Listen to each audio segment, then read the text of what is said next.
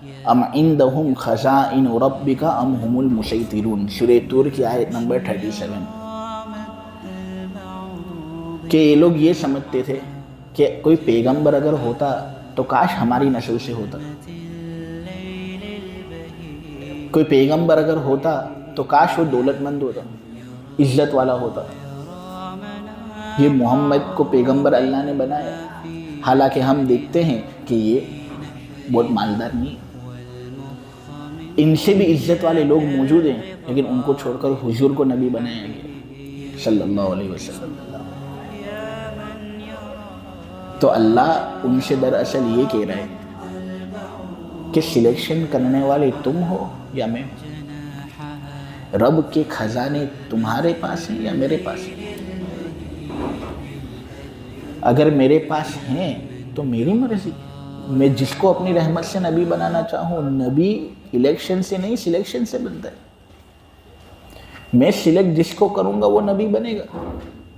میرے خزانوں پر کیا تم کو نگران بنایا گیا ہے؟ تو جب ایسا معاملہ ہے نہیں تو پھر تم کون ہوتے ہو یہ کہنے والے کہ نبی محمد نہیں بننا چاہیے تھا، کوئی دوسرا بننا چاہیے تھا؟ حضرت جبیر ابن مطعم کہتے ہیں میں کافر تھا، مسلمان ہوا نہیں تھا، لیکن یہ سب آیتیں میں سن رہا تھا مغرب کے وقت پر کھڑے کھڑے، اتنا آہستہ حضور پڑھ رہے تھے، اتنا زور سے پڑھ رہے تھے کہ مسجد نبوی کے اندر حضور کی آواز جو گونج رہی تھی۔ حضرت جبیر کہتے ہیں اس تلاوت کا اثر مجھ پر بہت بھاری ہو گیا۔ بعد میں حضور سے میں نے ملاقات کی اور ان آیتوں کے میرے سامنے پڑھے جانے کی وجہ سے میں نے حضور سے کہا حضور مجھے آپ پر ایمان لانا ہے۔ میں آیا تو تھا اس لیے تاکہ کافر لوگوں کی مراد آپ لوگوں کے سامنے میں پیش کروں، لیکن آپ کی تلاوت سن کر اور یہ قرآن سن کر دل پر بڑا گہرا اثر ہوا۔ میرے عزیزوں، قرآن سے بڑھ کر تاثیر کون سی چیز میں ہو سکتی ہے؟ میوزک میں، لہو و لعب میں، اس میں تاثیر نہیں ہے۔